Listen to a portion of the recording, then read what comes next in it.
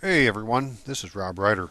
It is September 3rd, 2015. That would be a Thursday. And on September 1st, 2015, I became a grandfather for the first time.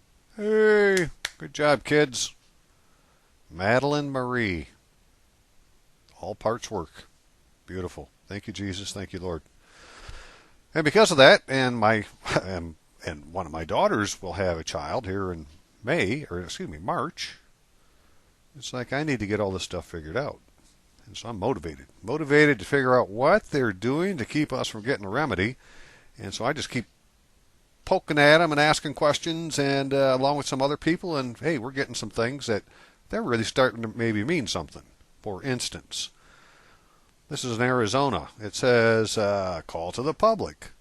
The board has jurisdiction over standards, training, discipline of peace officers. What did that say?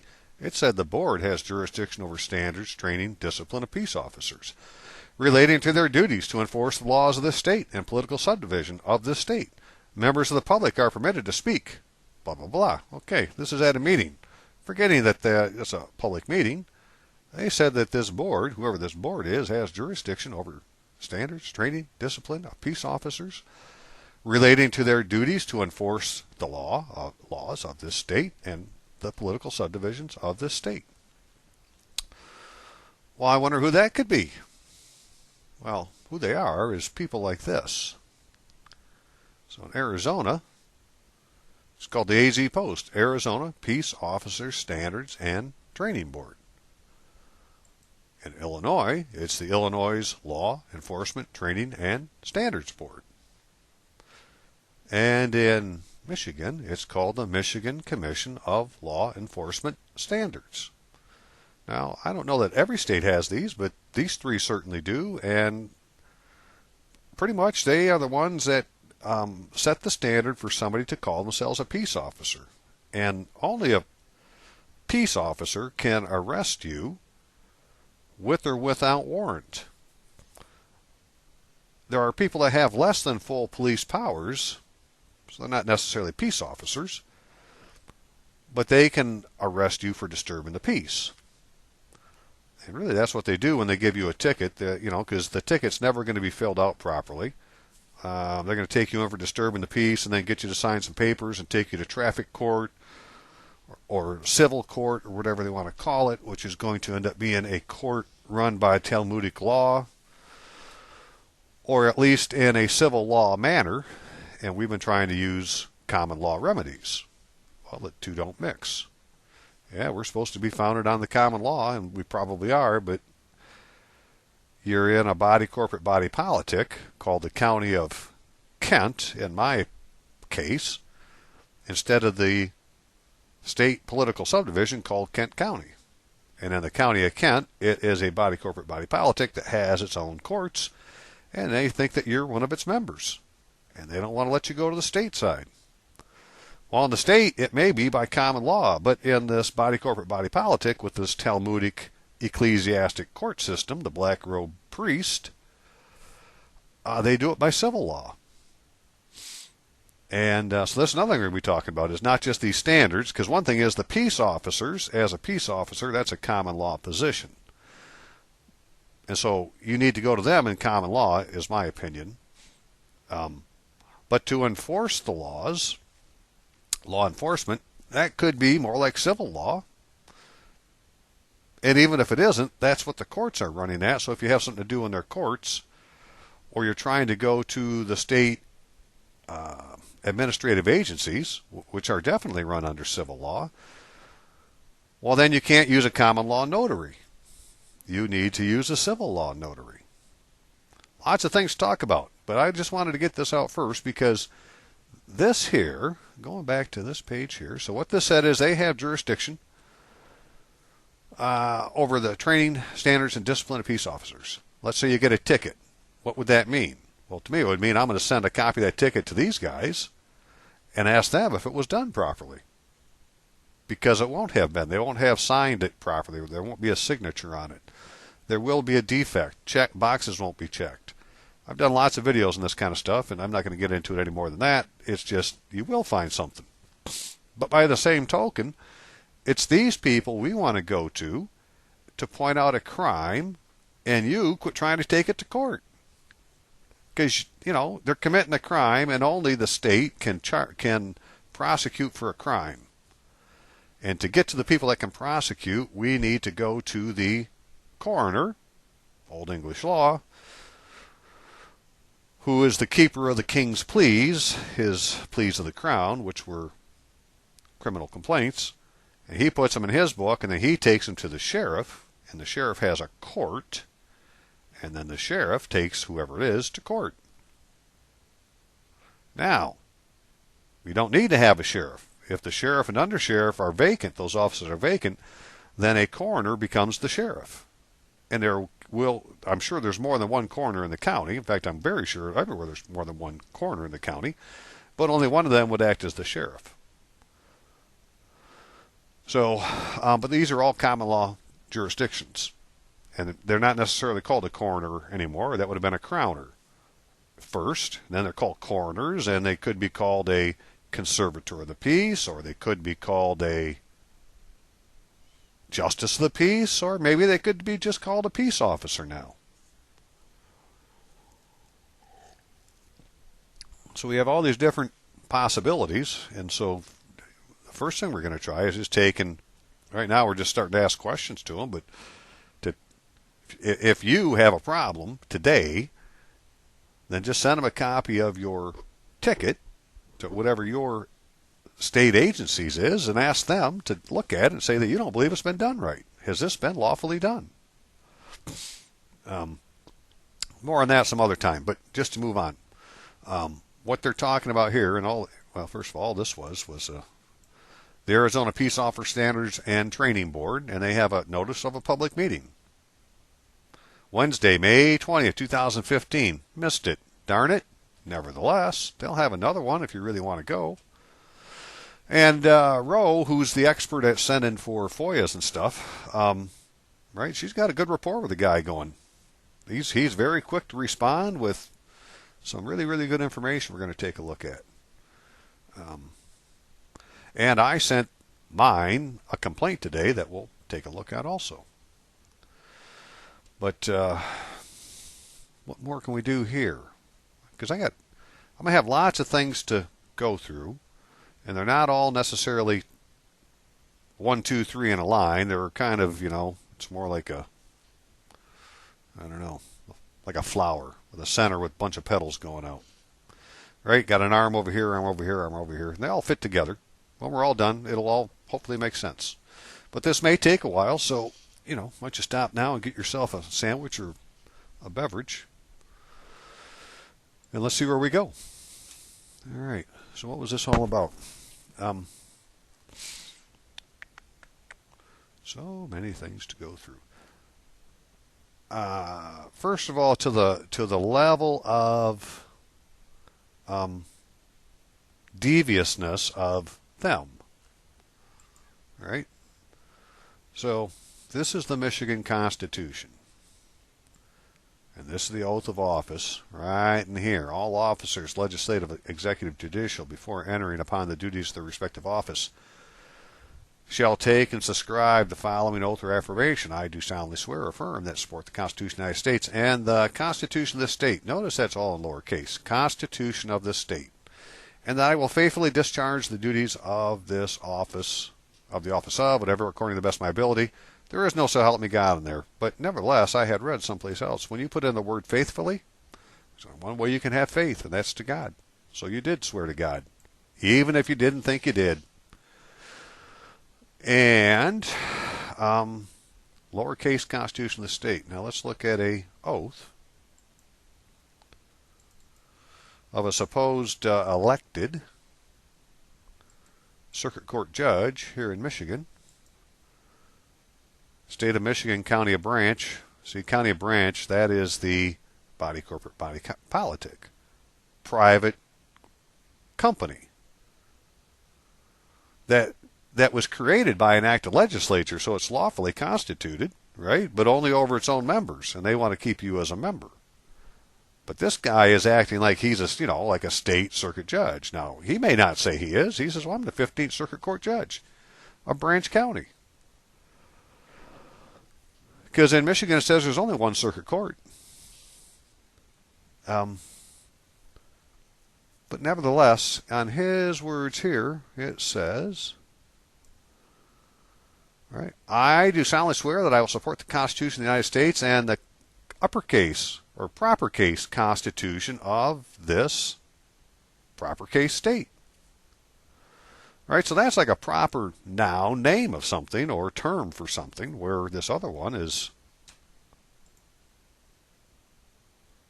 and the Constitution of this state, lowercase. They're not the same. Right? One's the proper noun name of something, another one is the common noun name of some kind of thing. And so this guy who, claims to be a judge didn't take the proper oath that's in the Constitution. And he didn't take the proper, this isn't the proper jurisdiction. And chances are we're going to find out he doesn't have a certificate of election from the Secretary of State under the Great Seal of the state. Trying to find that kind of stuff out right now. Because if he doesn't, well, then he's usurped an office, and there's a provision in the election law of Michigan that says any peace officer that's brought to his knowledge that there's a section of that law of the election law that's been violated, it's his duty to initiate criminal proceedings. We're going to see if we can get them to do that. Okay. So what we should look at first. First of all, Alpena. Just some things of interest to get them cleared off the deck. Come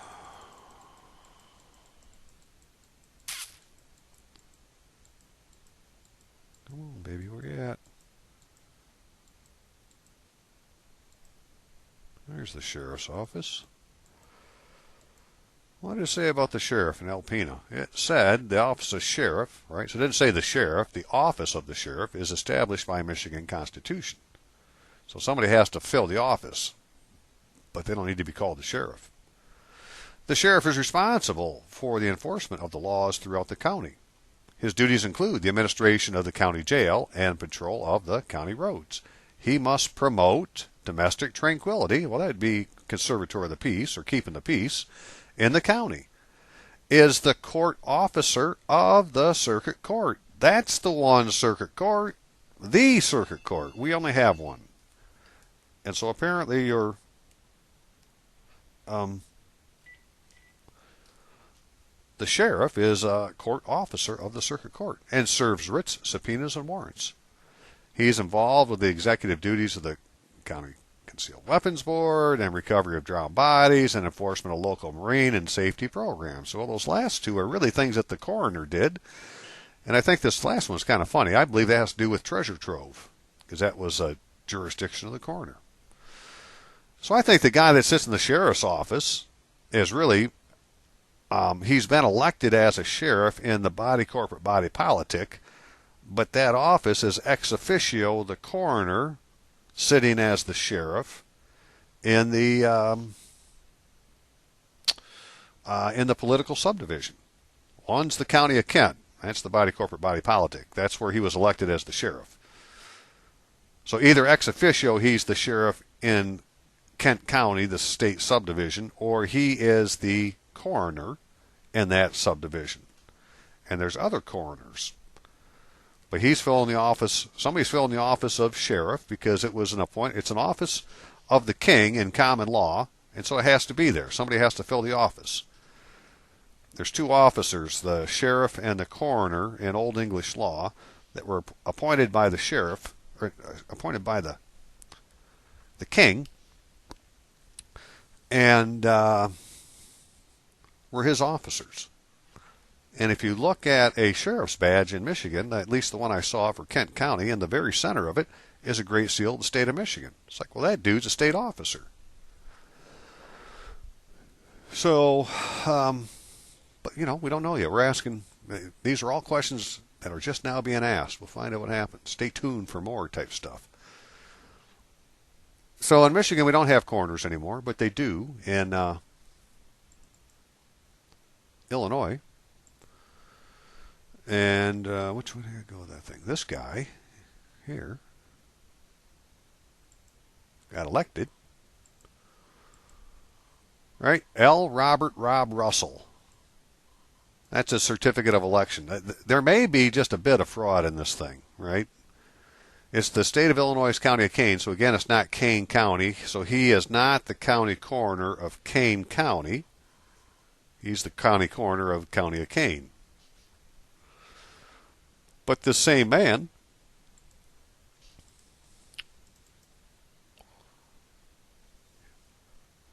when we look at his credentials that Roe got by sending a Freedom of Information request to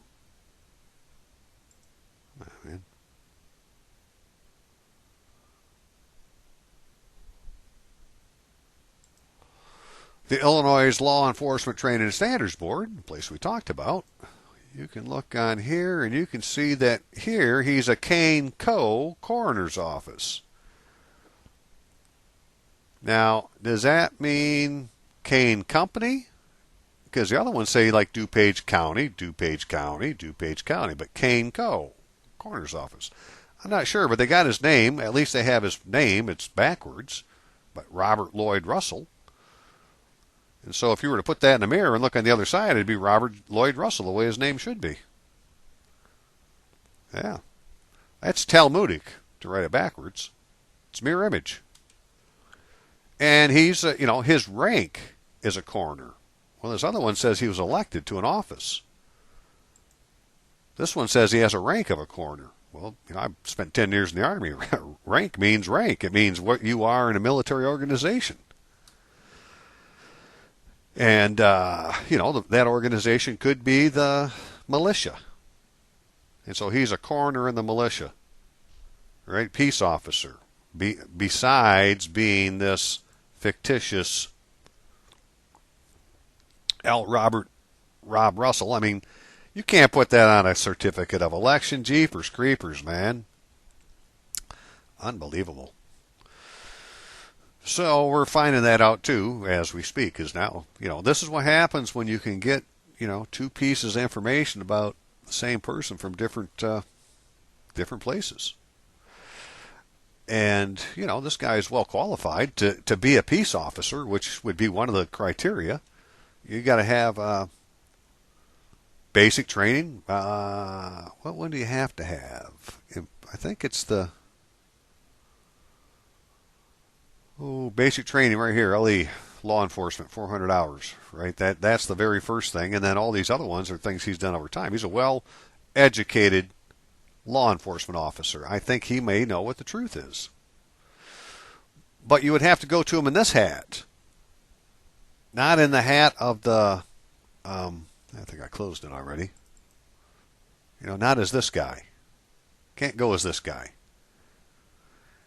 Because this is a corporate body politic. And we're trying to get to the state to use the coercive power of the state against the corporate body politic. In the corporate body politic, they don't have any, it's not in their best interest to help you out. It's in their best interest, you just stay their property. Just stay where you are. And live with your name backwards. So, that's the crazy stuff going on in that. So here's what we found out. Beyond that. I had tried to put a complaint into ethics. And where's the complaint form? Looks like this. All right, this is the Michigan Board of Ethics. And this is the form they wanted you to use. You can download it online, and it isn't that it was that hard to use, but it won't let you fill it out online, and I don't like to print or write, right? I just as soon type it. I said, I'll just write something up myself. But it kind of gave me an idea of what I had to put on the one that I did. And so it's not that it's that difficult to use. But when you get to this here, this is where it gets interesting. Because they say you must do it before a notary. Must. It's like, well, in the court, I'm supposed to be able to put a verification statement on it. That's the same as having it sworn to. And they said no. This is what they're saying. But as you can see here, it says, subscription sworn to before me on this day of whatever. Right? They're supposed to put their name here. A notary public in and for some county, so it's not the county of, right? This would, in my case, would be like Kent County, which is the body or the, the body politic. No, political subdivision, which is part of the sovereign state, right? So this is like sovereign state stuff happening here. But when you look, as we'll see when we look at the oath, it doesn't say Kent County. It says County of Kent, and state isn't lowercase; it's uppercase. But this is an official state form for the state of Michigan Board of Ethics. So I would have to make sure that I was using the right jurisdiction notary to fill this out, or it wouldn't be recognized by the state of Michigan. And this is where the difference, I think, comes in between a civil law notary and a common law notary. And that because this is an administrative agency, they're using civil law notaries, which really is what an attorney is. And we never see them do it, but they are putting paperwork in as an attorney. Roe has seen one before where an attorney signed papers, but this is where the paper isn't 14 inches long anymore, right? It's only 11, and it was on the top of the second page with nothing else on it but his certificate as a notary. And she was in, she happened to see it in an attorney's office, so we couldn't get a copy. But, man, that'd be great to snatch that thing and see how they're doing it. Because, see, they're putting in civil law notary paperwork into the court case that you go to, even these fictitious black robe priest courts. And we may come in and try to put something in under a notary seal, but we're using a common law notary, and they don't recognize it under the civil law. Right? So we can bitch and complain about it, or say, well, that is what it is. I wonder if I can find me a civil law notary instead. And that's what I'm trying to do right now through various means. But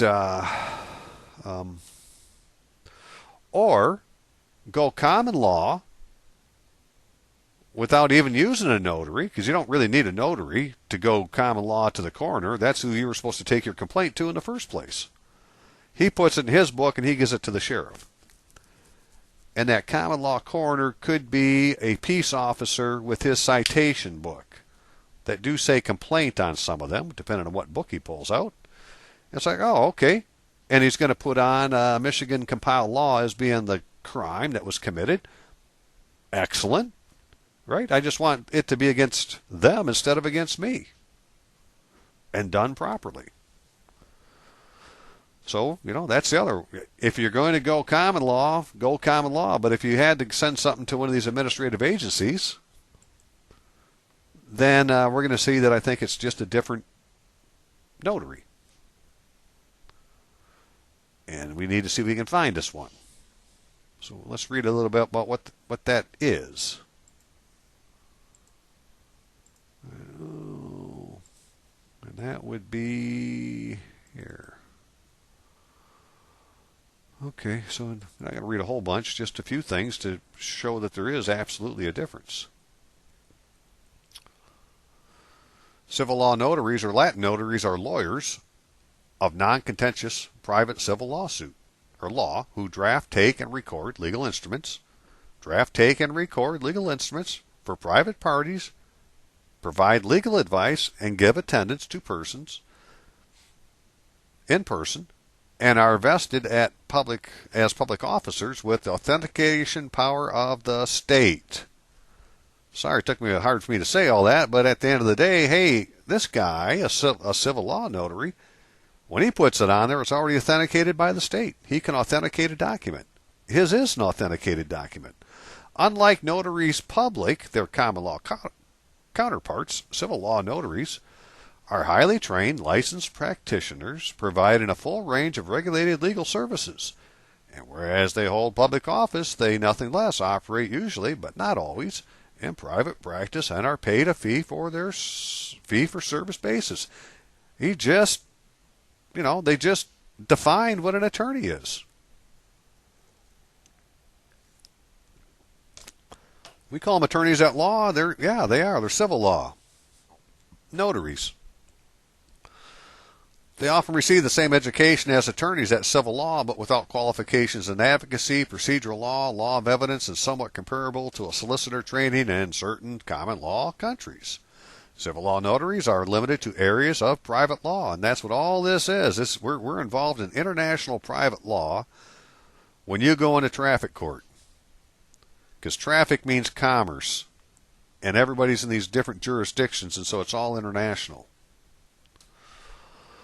The most common areas of practice civil law notaries are residential and commercial conveyancing and registration, contract drafting, company formation, succession and estate planning, and powers of attorney. Can you think of somebody that fits any of those? Because all we need them to do on this, again, on that complaint, all they're going to do is witness your signature. Right? That's all you just need to sign it before a notary. That's what they say. Sign it before a notary. Not swear to it, just sign it. Ordinarily, they have no power to appear in court on their client's behalf, so they can't represent you, right? Which is what they're doing now. They want to be you and not give you legal advice instead of standing by your side and whispering in your ear what you need to say. Notaries generally hold undergraduate degrees in civil law and graduate degrees in notarial law. Notarial law involves expertise in a broad spectrum of private law, including family law, estate and testamentary law, conveyancing and property law, and the law of agency, and contract and company law. I think we're defining an attorney. Could be an estate attorney. Possibly. Could be, because they talk about it being a lawyer, could be a canon lawyer. They got a lot of civil law training. A lawyer, as a lawyer, a civil law notary, so now it's a civil law lawyer, draws up and executes legal instruments called notarial instruments. To be valid, a notarial instrument must be signed contemporaneously, basically, before, by the appearers. Right? So you need to appear and sign your damn piece of paper. They got to witness your signature. Sometimes in the presence of attesting witnesses. So sometimes not just you, but a witness, but you're still doing it before the notary. The notary isn't the witness. You brought a witness. Before the notary who signs and officiates the signing ceremony. That's all he's doing, is he's officiating the signatures. And I would say, well, that's what a priest does, or whoever marries you. Right? They're officiating and witnessing your signatures. Why is it so important? Status at law. Notarial instruments in prima facie duly executed are presumed valid and regular, self-authenticating, probative. They're proof of their contents, public. It's a public record. Self-executing, and have fixed unalterable effective date, because they're going to have some kind of number on them. Right? They're going to be put in a book. Okay, that's what a a civil law notary's instrument gives you.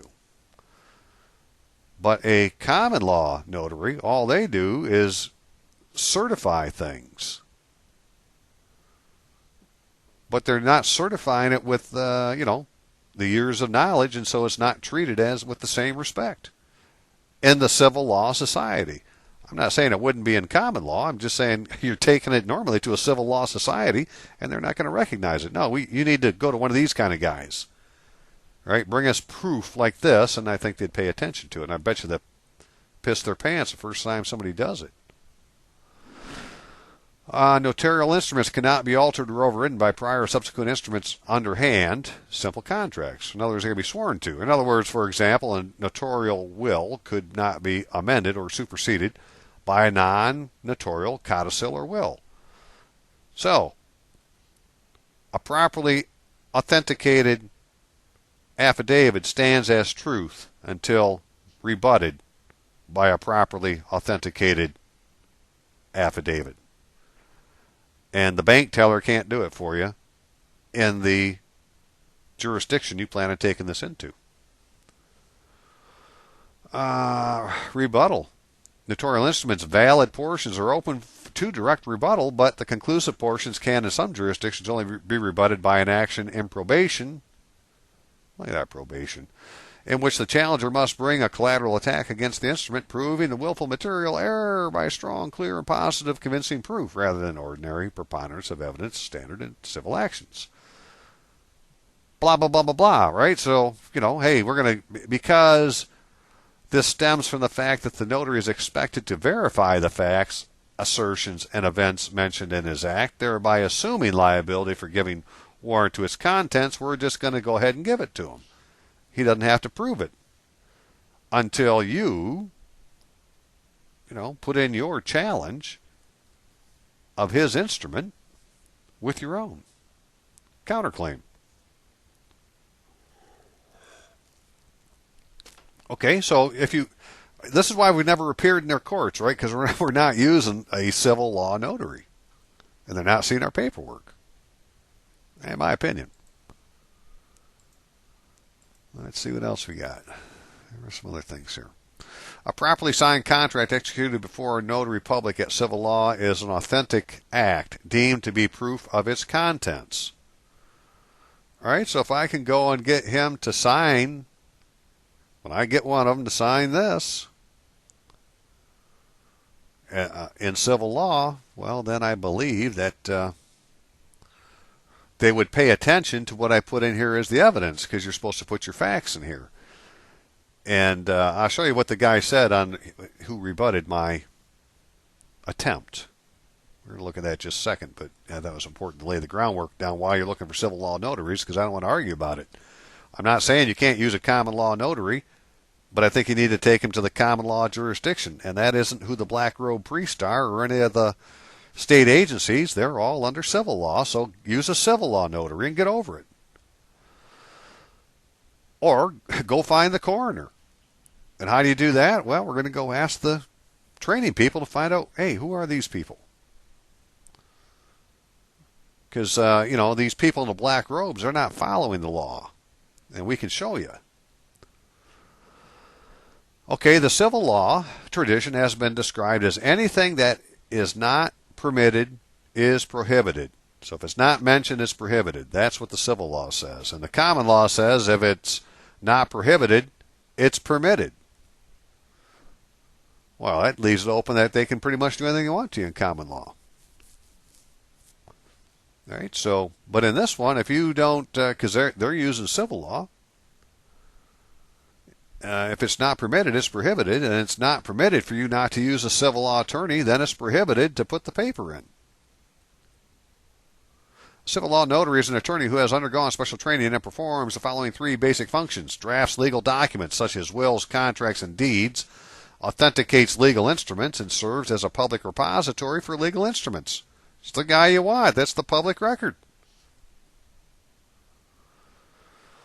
By contrast, a notary public in the United States need not be an attorney. The functions of a U.S. notary public are basically to administer oaths, take sworn statements, and verify the identity of a person who executes a legal document. But we're not in the United States when we go to the body corporate, body politic. We're in the land of King George III and his successors.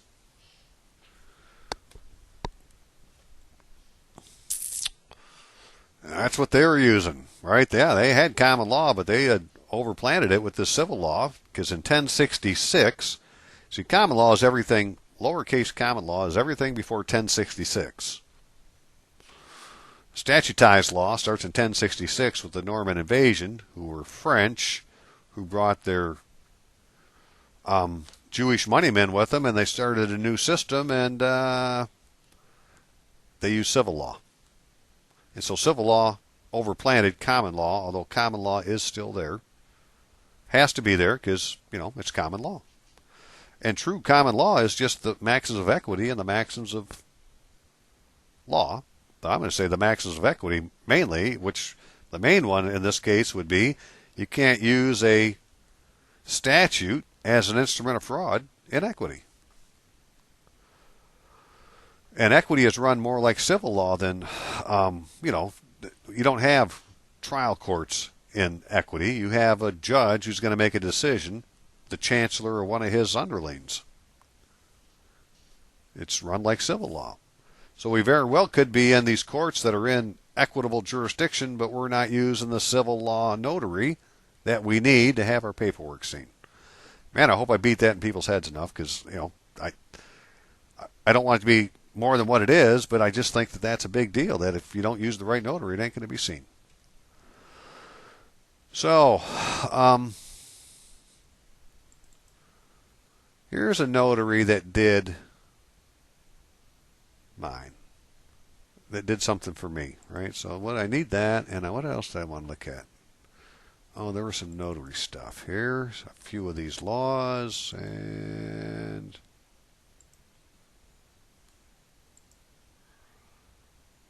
I can get rid of this one. I guess I can. Really can't get rid of that one yet. One more thing I had to get.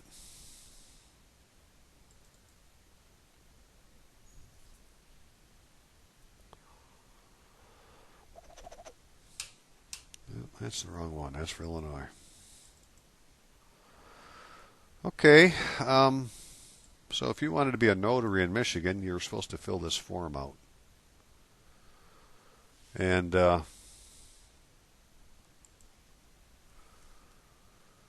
application for Michigan Notary Public Commission. And right off the bat, full name, first, middle, last. Must match your state driver's license or ID card. And in Michigan, at least for me, it's Robert Allen Rytlewski, all caps. But it would be my proper legal name, that, you know, Robert Allen Rytlewski, first, middle, last. No middle initial. You know, yada yada, standard stuff to ask, and fill out a big thing here, and then commission name. Print or type name as it will appear on all documents you notarize. Signature. Sign your name as it will appear on all documents you notarize. Your signature must match your commission name printed above. Okay, well, what did this lady do on mine? Right, there's her name that's in her thing, right? But when she signed it, she scribbled. Well, that doesn't match her name, Janie M. Bargo.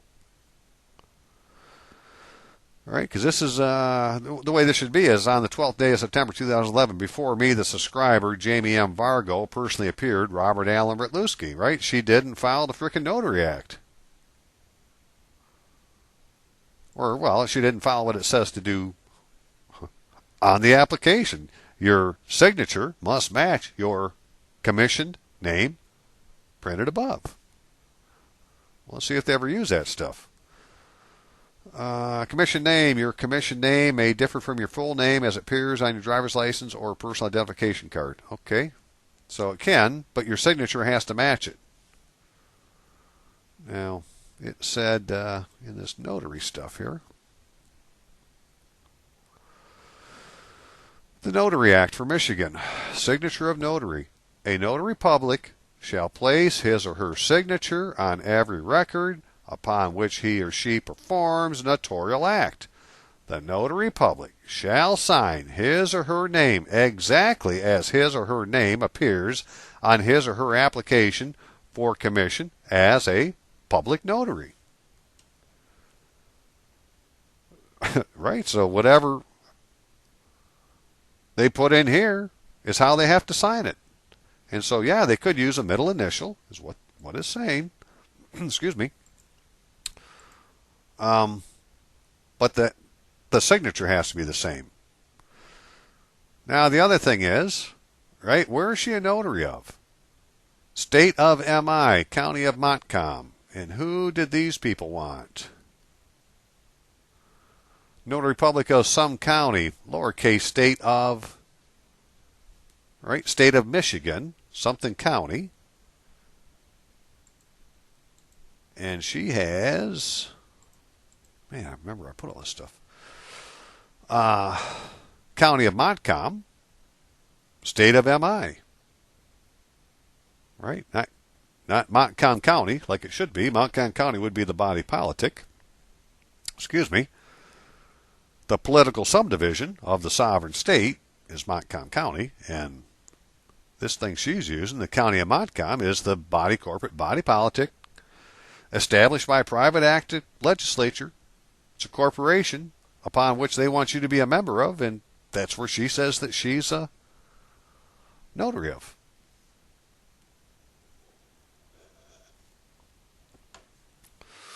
But she didn't sign her name right.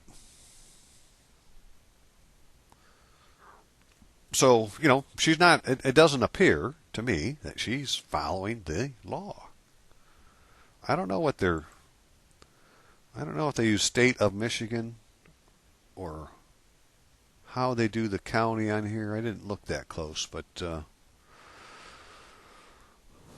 it's simple enough to see that the notary public shall sign his or her name exactly as his or her name appears on his or her application for commission as a notary public. And that is not what she did on my document way back in the day. And yeah, I may have to show that to somebody as evidence.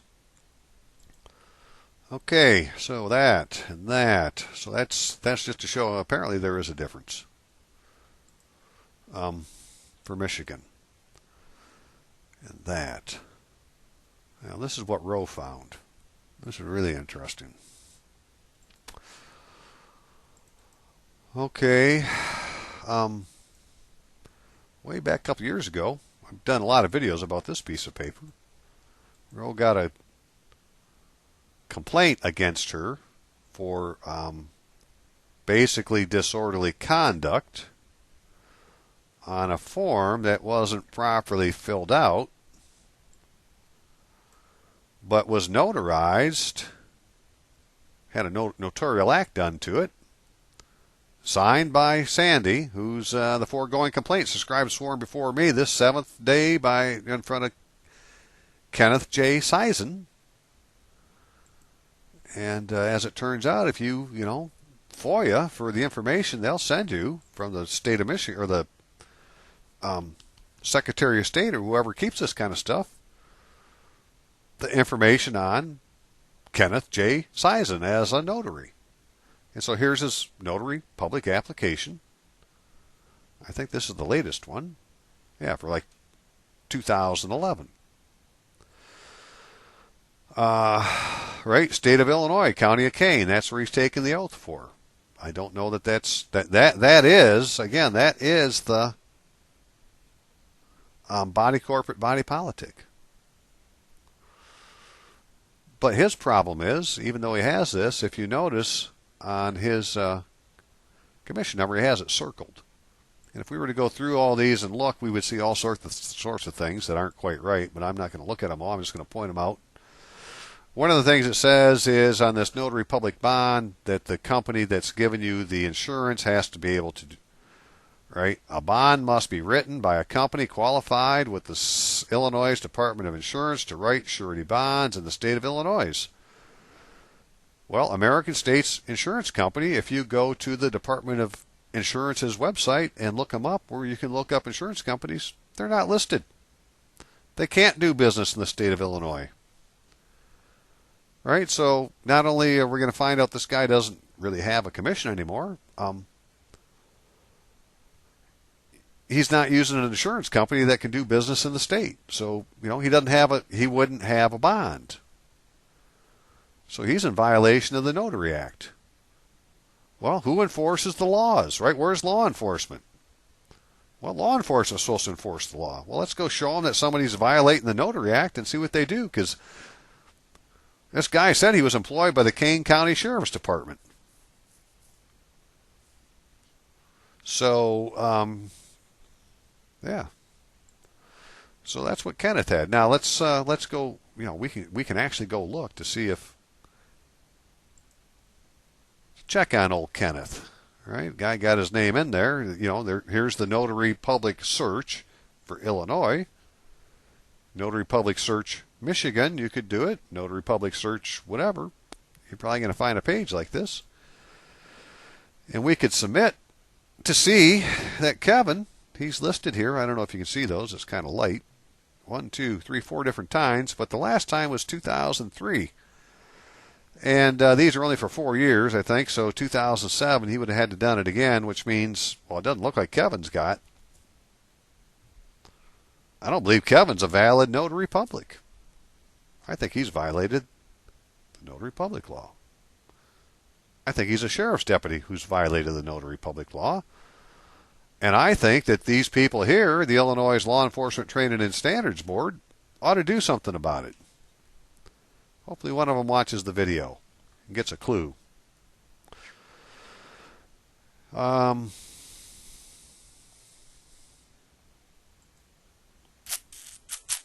Let's have to go back this way.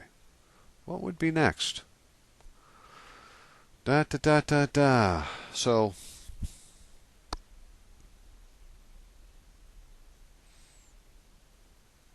where did I find that? Is there anything else I need to look at here? Oh, okay. So this page here goes with the Illinois, and there was something I wanted to point out, right? Notary Public Application Checklist. Oh, they're going to tell you all the things you need to do to have a notary. And unfortunately, you can't highlight this page, so Illinois notary publics are appointed through the Secretary of State's Index Department. Your official commission date is assigned by this office, not the issuance company or surety bonding company that has underwritten your surety bond. Right? Only this office. So if you want to know if they've been commissioned, well, you contact the Secretary of State's Index Department to find out if if they got a commission. Illinois notary publics are not appointed, or are appointed through the Secretary of State. So until they say you're appointed, you're not a notary. I don't care what else you've done. Until they say you are, you're not. You must sign the bond as principal agent. This office accepts only applications and surety bonds with an original signature. The name and signature on the application must read exactly the same and be notarized by another current Illinois notary public, including a valid rubber stamp seal. You cannot notarize your own signature. And I bet you will find out that it's the same thing, that whatever name they have on the seal is the name they have to sign with, and we see people using these squigglies all the time, and that ain't going to cut it at all. Each notary public application must include a legible copy of your driver's license. Failure to provide a legible copy will result in rejection of your application. The name and signature on the application must read exactly the name and signature of the applicant must read exactly the same and be notarized by another current Illinois notary public. All right, so if you just take a minute and read their things, it might give you a few questions to ask. But if you're involved in something now, like a foreclosure or something, you find a piece of paper, the notary signature in your neck of the woods, then you need to challenge it. Otherwise, we just need to go to common law and say it's trespass on the case. In other words, somebody's trespassed on your property. And we just need to get the law enforcement people to admit that they are, in fact, common law coroners that can take your complaint and take it to the sheriff to start an action. The sheriff actually has a court. He has a court. He sits in a court. Or he's over a court. You don't even need to sit in it, right? You don't need to be a court where you even show up. He can just sign papers. That's a court. He's a court officer of the circuit court. You must sign the bond as principal agent. Got that. If it is your responsibility to review the notary handbook, notary public appointments are public records and available to any interested person, for example, and examination and copying. Right? So if you have any questions and need additional assistance, please call.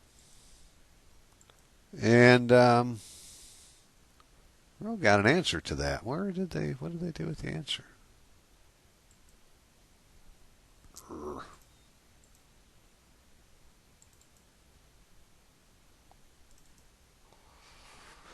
What did she do with that answer? Nope, not that one.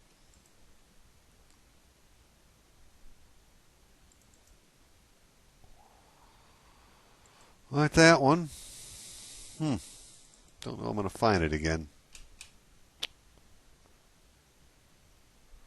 But she just got an answer today that said, a FOIA answer from the county clerk that the guy isn't he's not a notary public. You'd think I'd have that. Michigan, Fargo. Oh, right here. Excellent. Jeepers, Bob.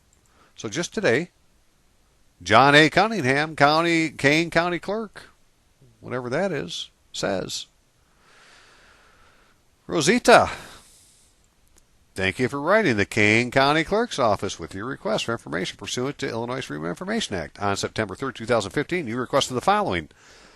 1. Send me notary commission for the Secretary of State for Kenneth J. Sison and evidence of paid fees. Your request is granted. The Kane County Clerk's Office does not have any document pertinent to your request. Oh, well, if you read the law, he should. So either he's not the clerk that we're looking for, or Sison isn't a notary, and we're going to find out by finding a law enforcement officer to enforce the notary law of the state of Illinois and pull on that string and see where it leads to. Right? Subpoena some records. The sheriff can do that. He can subpoena records. It says so. That's how we get them. Okay, so what did I do? Now I'm gonna spend a little time just going through a few things that I have put in the last couple of weeks, and what I'm trying to accomplish by doing it, if there is such a thing, besides complaining.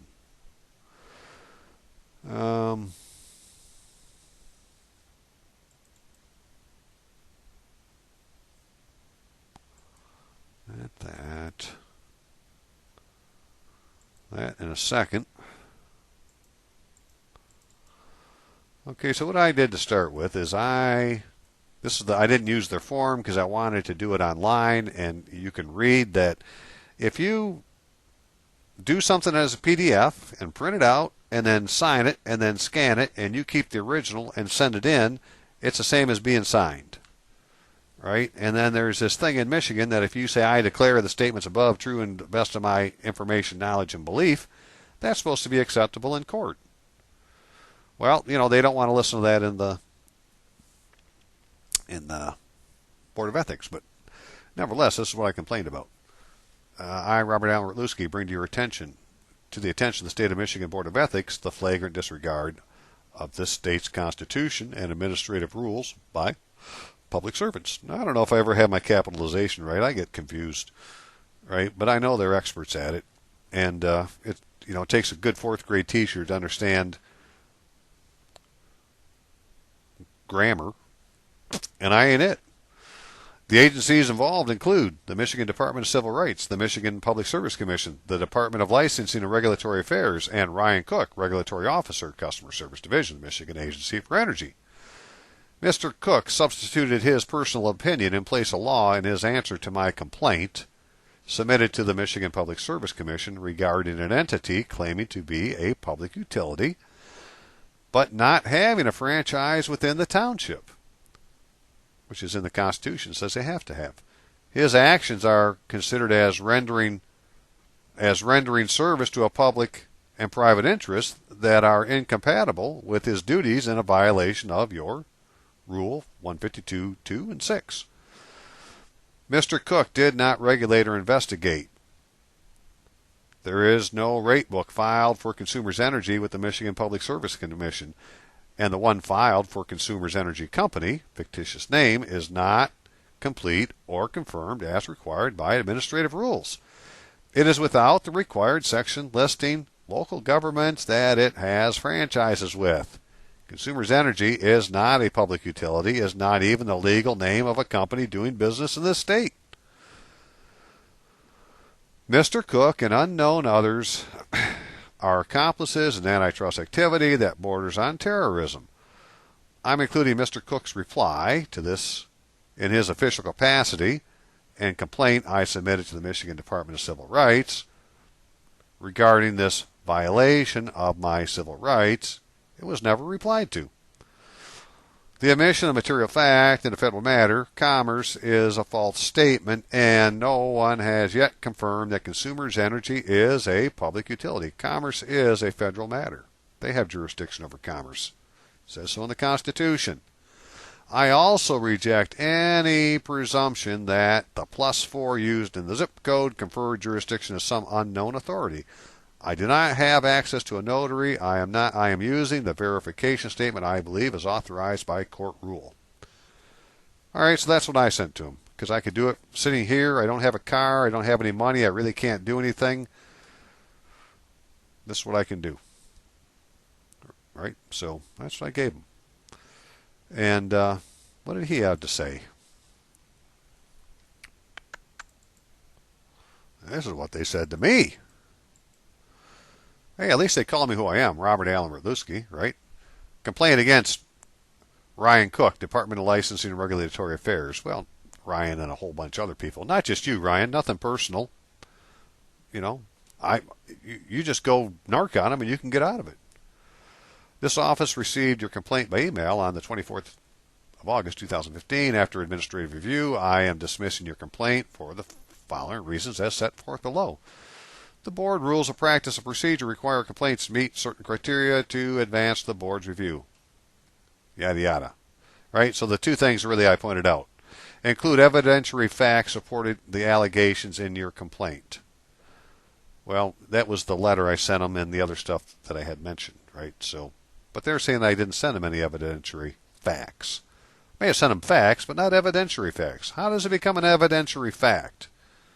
Well, one way is to have a civil law notary acknowledge the document and it just became evidence, because everything he does is considered self-authenticating and all the contents to be true. Contain the signature of a complainant or designee before notary, which of course it didn't do. You failed to provide to supply evidentiary facts supporting the allegations as required by the rule. You have not identified how Mr. Cook represented his personal opinion and that of an agency in violation. Well, I did. I gave you the letter he sent me, and what he told me is basically what was parroted. He's parroting to me what Consumers Energy told him, and hey, just go ahead and pay the bill. Disregarding the fact, well, Consumers Energy isn't really the name of a company, and they don't have a rate book, and that's what your rules say they're supposed to have.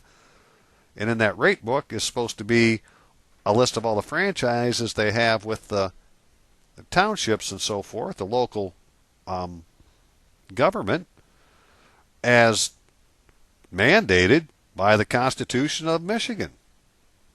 I didn't say it, the Constitution did. Article 7, Section 29, 28 and 29, I believe.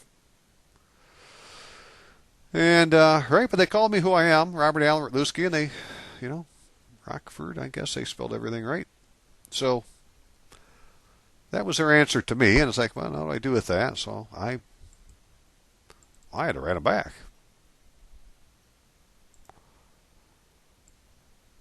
And what I said was a couple things. So, this was on the 1st, right, on my granddaughter's birthday.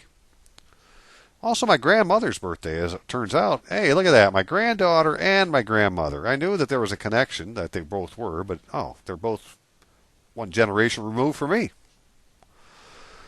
So I sent this to the executive secretary, who's the guy that sent me that letter. So, John, I am in receipt of your summary dismissal of my complaint about the unethical activity of Michigan Public Service Commission and its regulatory employees. Your reply is attached. I appeal your administrative decision to deny me an equitable remedy. No statute or administrative rule can be used as an instrument of fraud, nor can a competent authority allow form over substance to be used as an instrument to conceal what is true. Please take my complaint to your leader for a declaratory judgment. You make it quite clear that a notary public is not the officer authorized to witness a signature on the complaint. Instead, you say I must find an individual known as a notary. I do not understand your shorthand answer. I must insist you provide detailed, plain language explanation as to whom you are describing by the term notary, including named examples of individuals you characterize as possessing this special power. Concealment of this material fact is a false statement, and you would be simulating a legal process to perpetuate a fraud intended to embezzle my property. John, I need your testimony for my Lord Jesus Christ, court of conscience. Please tell the Talmudic puppet masters the hour of their judgment is upon them. We're getting closer.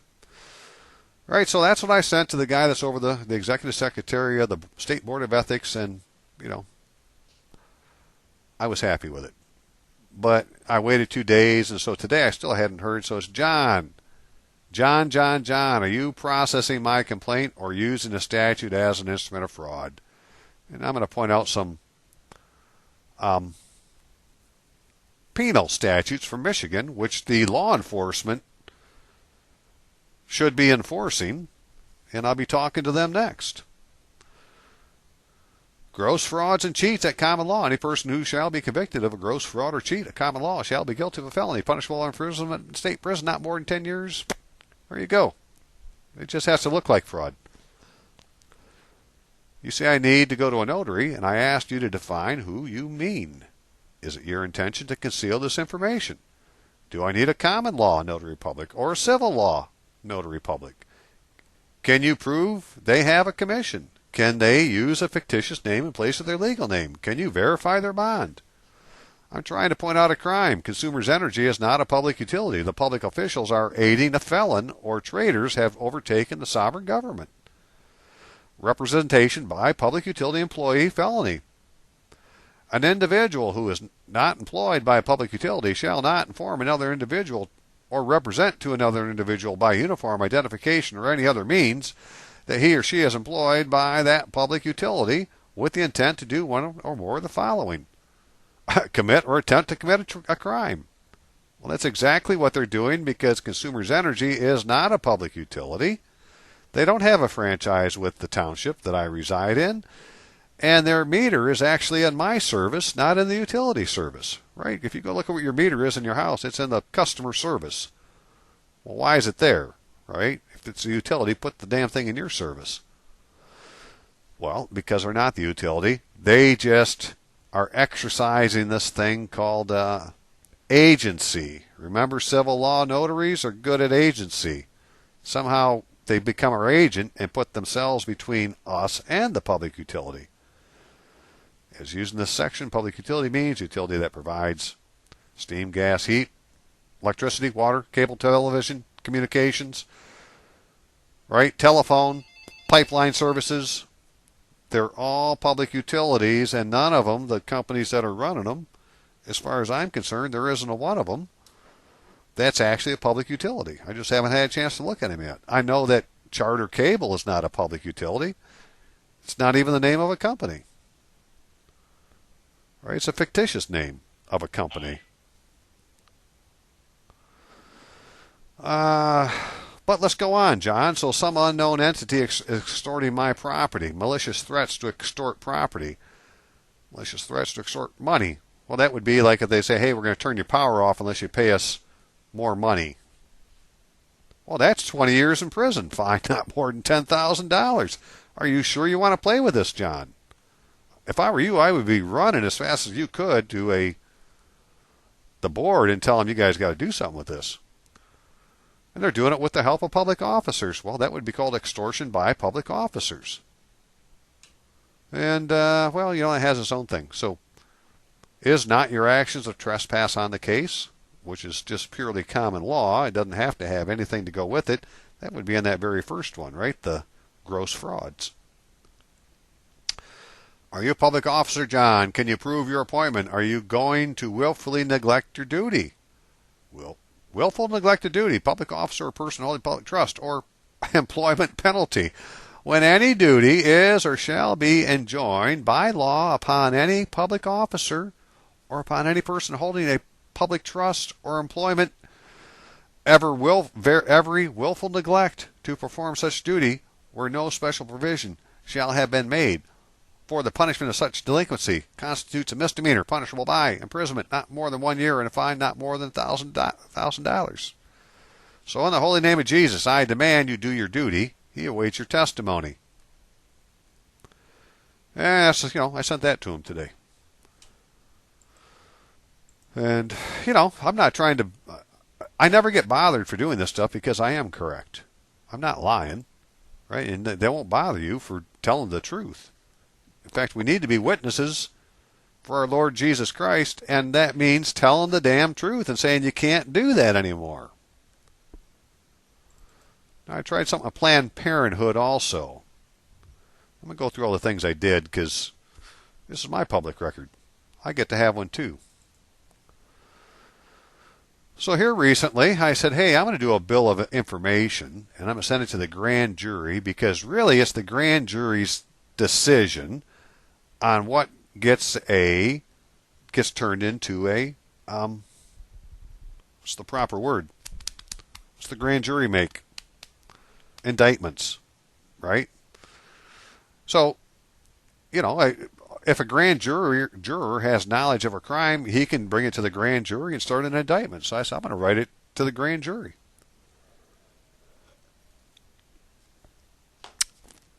And I want them to look at it and tell me if it's a crime or not. And so this had to do with Planned Parenthood, right? What they're doing. And so pay attention to this, because this is how simple it is. Not that they pay any attention to what I did, but I'm going to show you what's true is just true, and you can't get around it. So I, Robert Albert Lusky, one of the people of the United States, representing the same by this information, inform the court of infamous crimes committed against the laws of the United States. I'm one of the people of the United States. I'm representing the people of the United States. And there's 3 codes is all it took. 2 U.S. Code 441B, contributions or expenditures by national banks, corporation, or labor organizations. 26 U.S. Code 27 or 7201, attempt to evade or defeat tax. 18 U.S. Code 1001, statements or entries generally. That's the False Statements Act. So, Planned Parenthood Federation of America, Inc., with that address,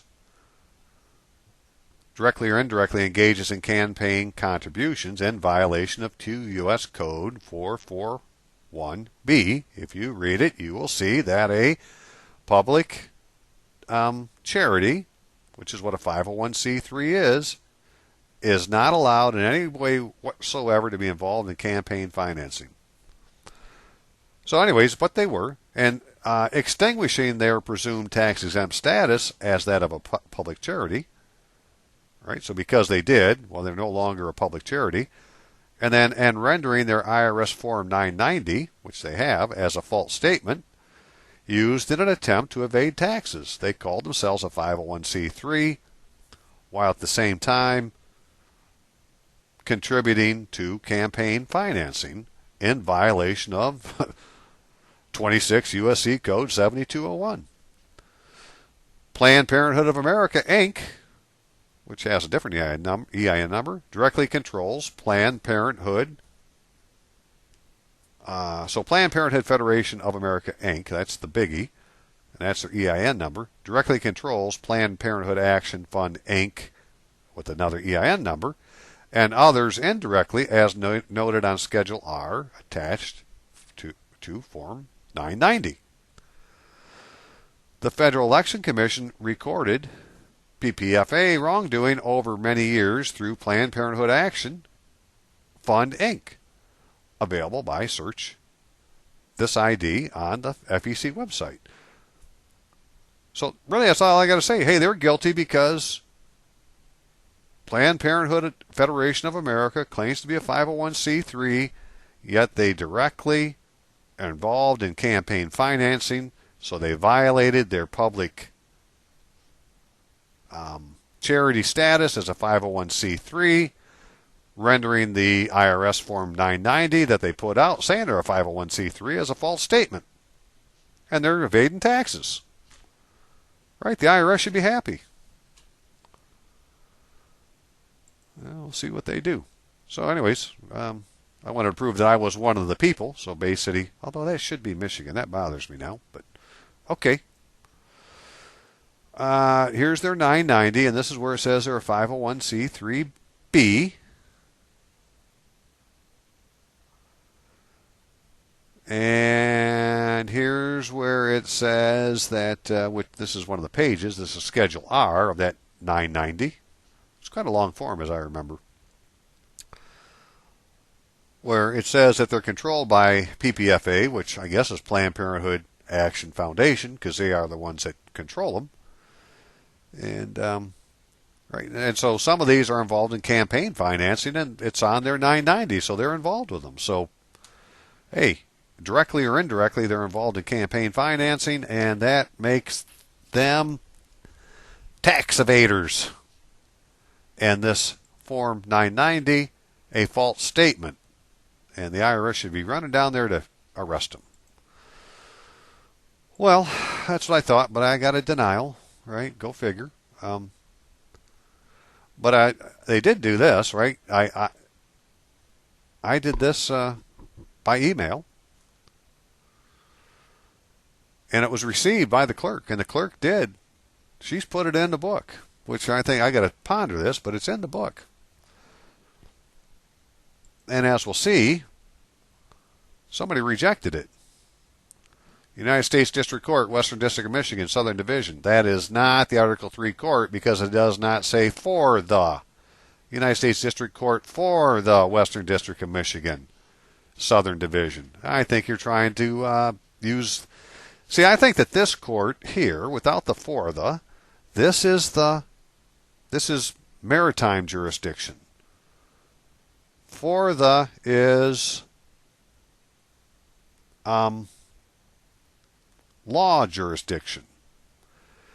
But just going back to look at this thing real quick.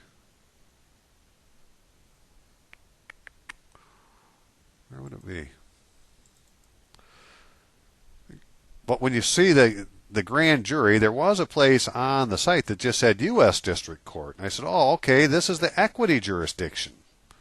I got to get the jury to look at it, and or it's the common law jurisdiction. Let's just say it's the common law jurisdiction.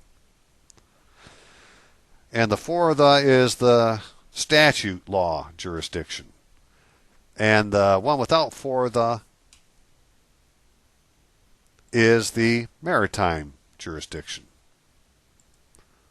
That's what I'm guessing. This is maritime. Anyways, the court has examined the following documents received and orders the clerk to reject the criminal complaint and return the documents to me for reasons noted below.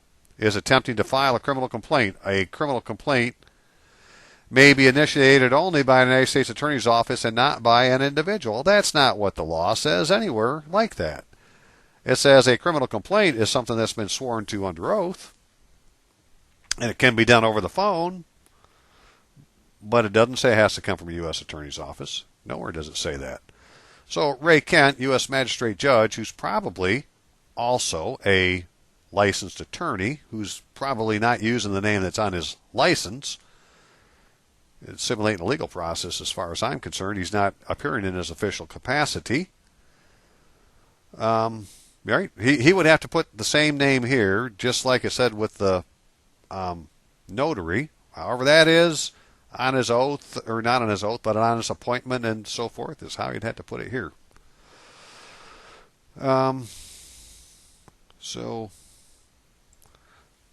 But there is, I just want to show you this one law before I forget. 18, if I can remember what it is. I think it's 18 USC 3332. Come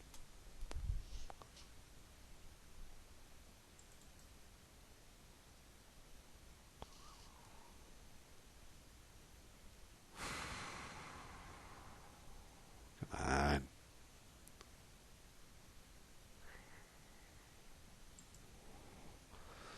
Okay, so this is the official copy because it's coming off the U.S. Government Publishing Office website as a certified copy just as soon as it ever downloads, and it just says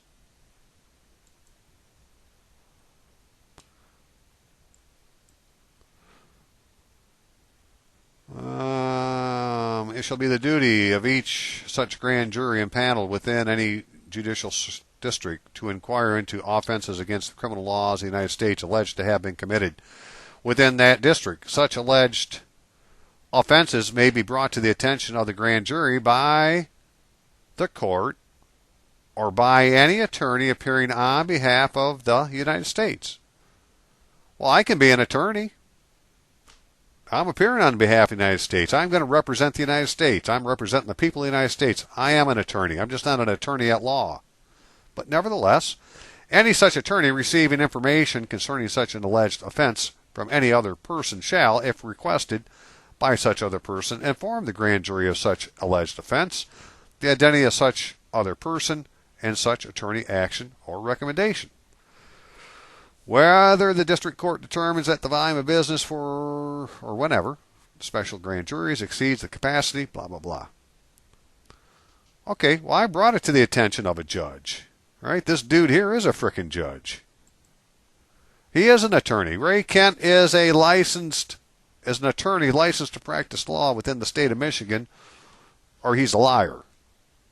And if he is, well, I brought it to his attention, and it's his duty to submit it to the,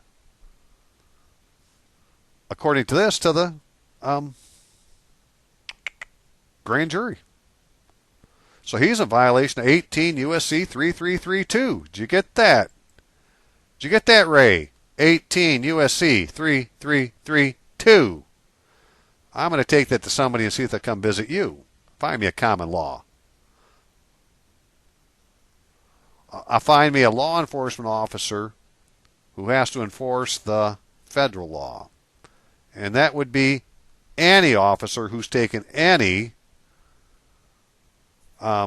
voluntary oath in America, because the first thing it says is, that your oath is to the Constitution of the United States, and then maybe of your state. But the first one is the United States. And so any peace officer who has that in their oath, which they all do, has a duty to investigate all crimes, including federal crimes. I'm going to try to convince him of that. Or I'll take it, to a federal guy. There's only so much you can do in a day. That's where that one is. And again, I'm just doing this as part of what I like to do for my own personal public record stuff that, hey, I am trying. I'm trying to do the right thing. Right? And that being the case, if you're still here watching, I need your help. Please donate. Please. I can't pay my rent. Can't pay my electric. I can't pay anything. I just had a grandchild. I'm totally devoted to doing what I'm doing, and I'm really trying to get an answer, but I need a little help so I can continue to work at it. PayPal account, Ashley Rytlewski, ASHLEY @gmail.com. Hey, you may just want to pause for a second and write that down. You can send it snail mail. Robert Rytlewski, 10955 14 Mile Road Northeast, Rockford, Michigan, 49341. Either way is fine. If you can help me out, brothers and sisters, I can really use it. Man on a mission, but I got to eat. But I don't mind calling people what they are. And if you didn't know this, I did this in my last video, but you should know this. That they passed a law back in 1991, Public Law 10214 of the 102nd Congress, Joint Resolution, to designate March 26, 1991 as Education Day USA for the following reason. It's got that blue border, right? This, again, came from the Government Printing Office's website. This is a certified law.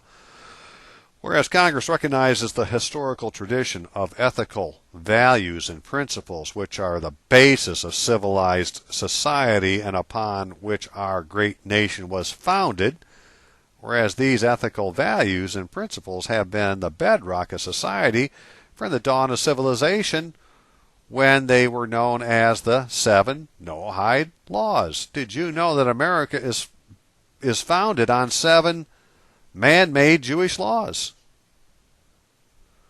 You're under the law of the Jew. Talmudic law. That's what Noahide laws are. Because one of those laws is that you have to have courts of justice. And then the other ones are, well, you're not a Jew, so you're treated a little bit different than the Jews are, and you can't blaspheme. Well, a Jew doesn't believe that Jesus Christ is true man and true God. So if I worship Jesus Christ, I'm blaspheming whoever the Jews are apparently saying is God.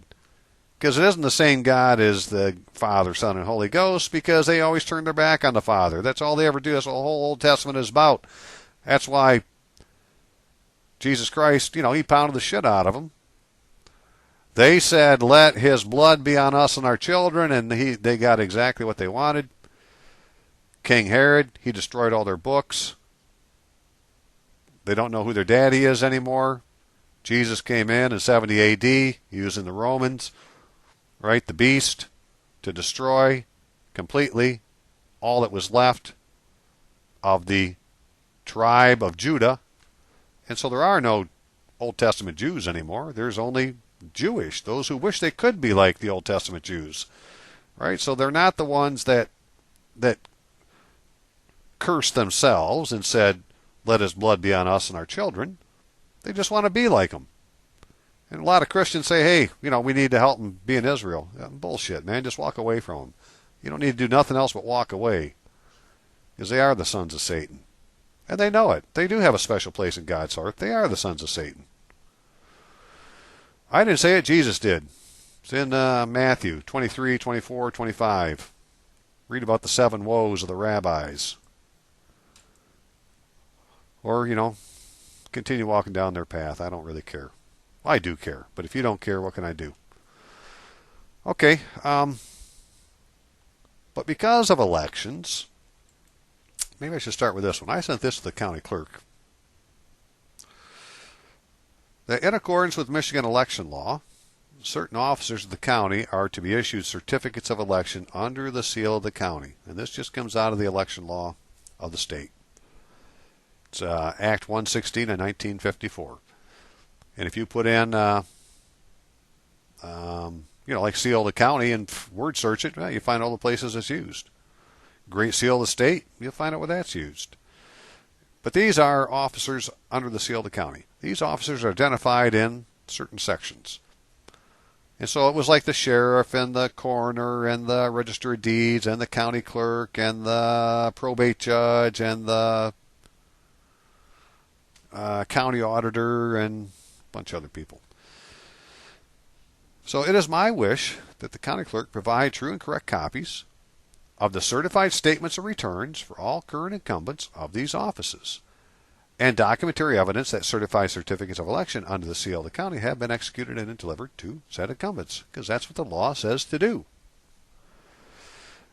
Further, 1921 Act 378 authorized the Board of Supervisors of any county to establish a system of abstracts of title upon duly appointed ordinance or resolution.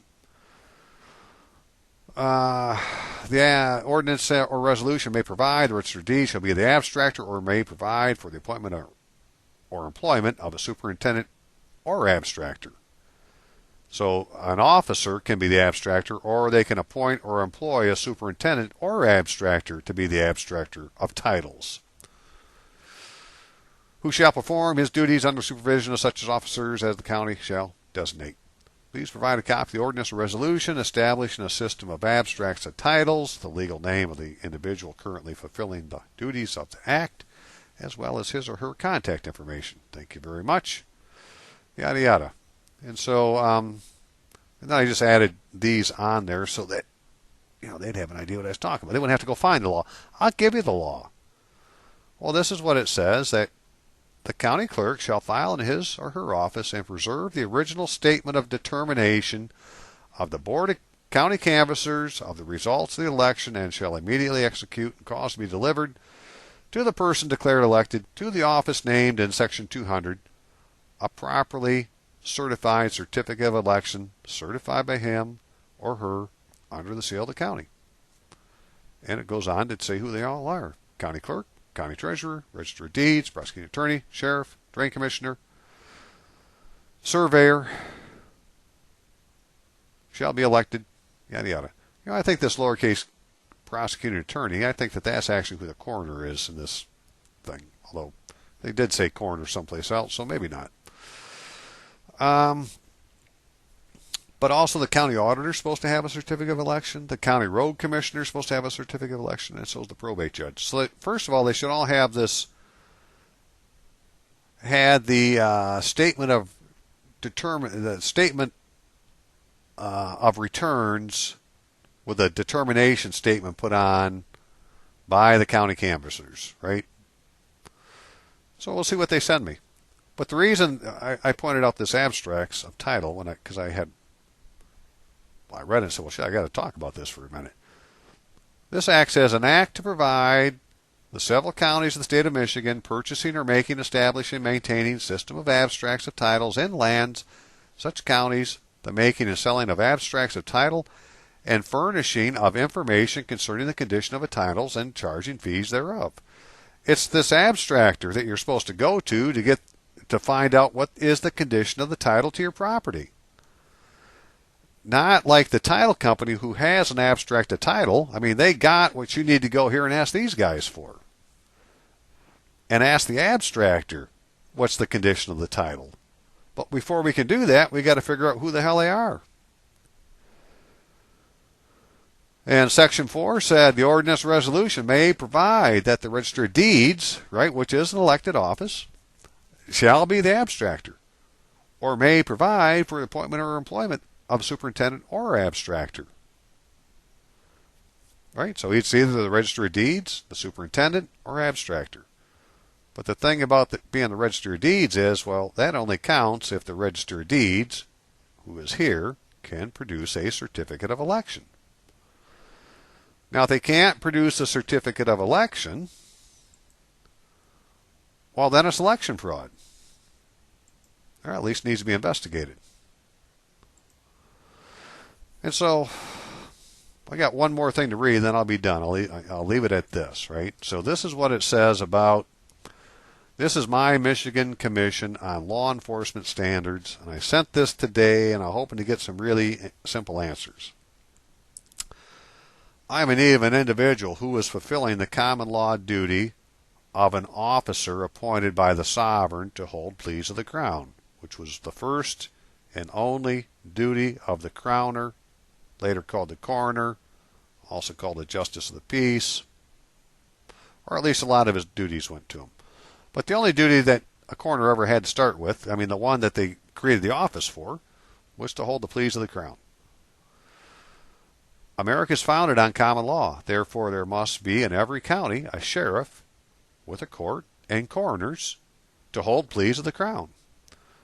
Both are officers of the king, whose occupants have a solemn duty to the people to see the king's peace maintained and laws executed. Right? This is about enforcing the sovereign's law. Here the sovereign's the state of Michigan. The state of Michigan has a penal code, and it's got an election code, and it's got all these other things. Who's the law enforcement that's supposed to enforce it? A coroner, also known as a crowner, can replace a sheriff, but not a sheriff or coroner.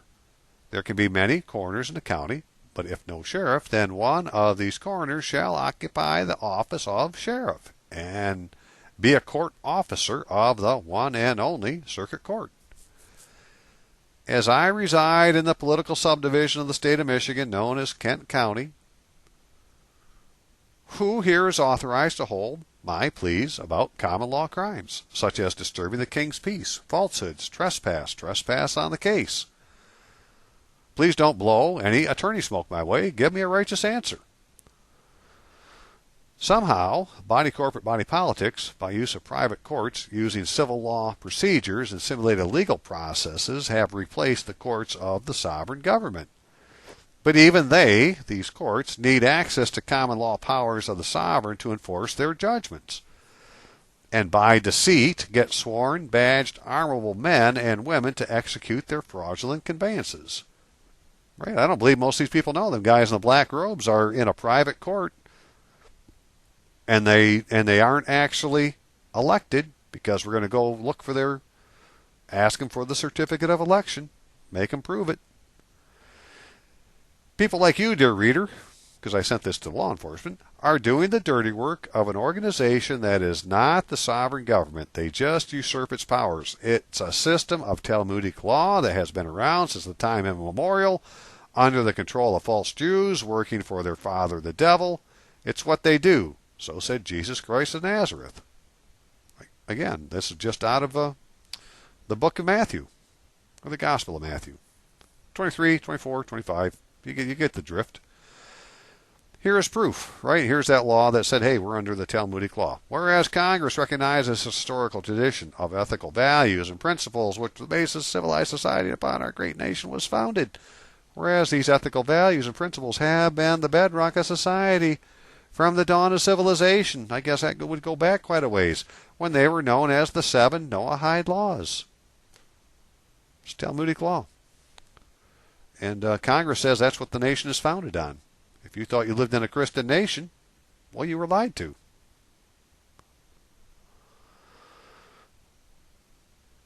For the record, I'm not part of their nation. If their nation, in their nation, it is blasphemy to consider my Lord and Savior, the Christ Jesus, as true God and true man. I'm a witness for my Lord and Savior, and in His holy name I renounce their society and what it stands for. I wish whatever error there is in the official record should be corrected, and I be registered in the state of Michigan in my proper person. Black robe priest enable false accusers to file suit in private ecclesiastic courts that it believes has jurisdiction over every man since Noah. That's what they just said. That's what the Noahide laws are. We're all descendants of Noah. They all apply to all the descendants of Noah. It's just if you ain't a Jew, then you're a Gentile, and, well, they're just a little bit different for you than for the Jew. Of course, there are no Jews. There are only false Jews. A Jew, properly, is a member of the tribe of Judah.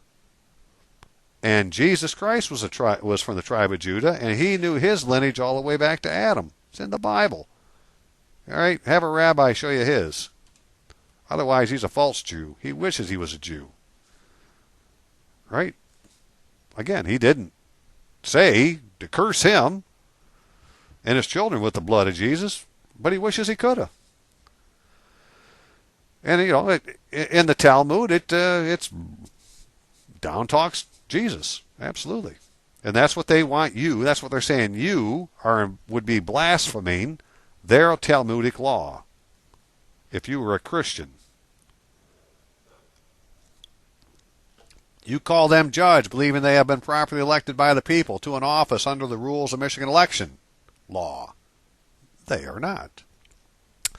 The same law has special provisions for peace officers. Oh, I love this one. Peace officers, this is in the election law. Peace officers' duty to institute proceedings. It is hereby made a duty of any police, sheriff, or other peace officer present and having knowledge of any violation of any provision of this act to forthwith institute criminal proceedings for the punishment of such offender. That would be a common law remedy. I just need to get the coroner to do something with it, because I'm going to point out the violations, because these people aren't elected. They're not going to have that certificate of determination or a certificate of election. Those claiming to be elected under the provisions of the Michigan election law must have been issued a certificate of election after the election authority had certified the results. Here is an example of how it's stated in law, with slight changes for different offices. Circuit Court Judge, certificate of determination by Board of State Canvassers. Jeepers creepers, man.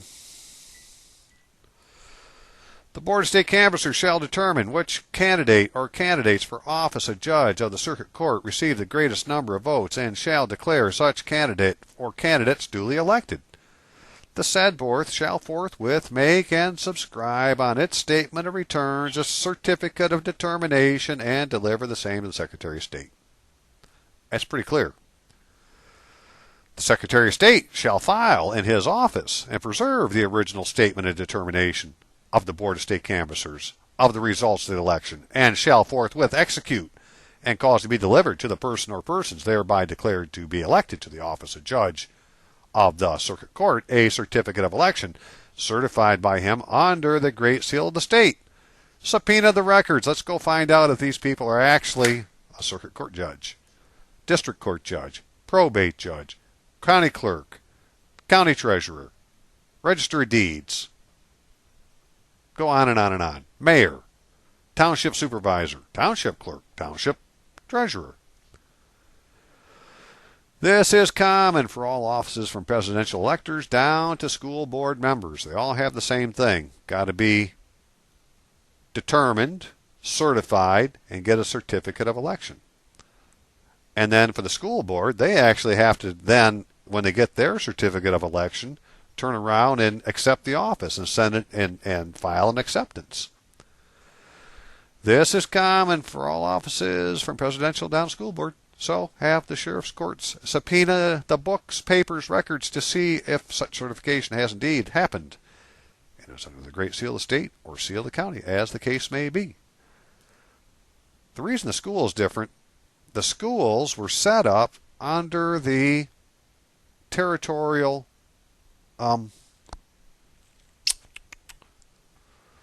legislature.